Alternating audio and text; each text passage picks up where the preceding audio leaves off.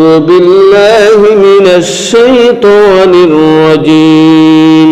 بسم الله الرحمن الرحيم.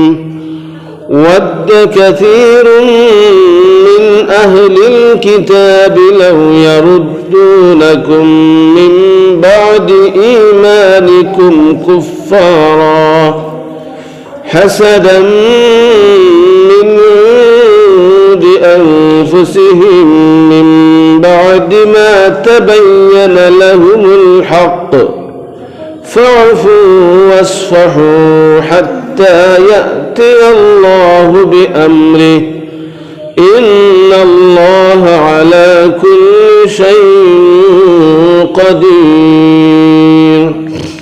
وأقيموا الصلاة وآتوا الزكاة وما تقدموا لأنفسكم من خير تجدوه عند الله إن الله بما تعملون بصير. وقالوا لن يدخل الجنة إلا من كان هودا أو نصارى تلك أمانيهم قل هاتوا برهانكم إن كنتم صادقين.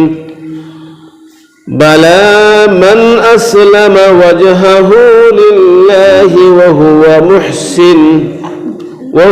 محسن فله أجره عند ربه ولا خوف عليهم ولا هم يحزنون.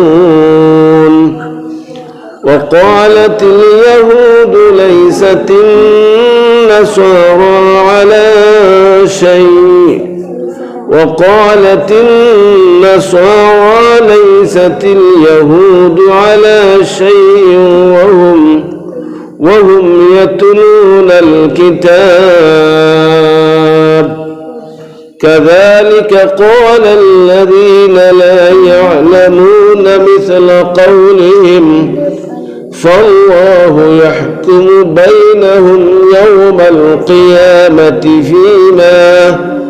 فيما كانوا فيه يختلفون.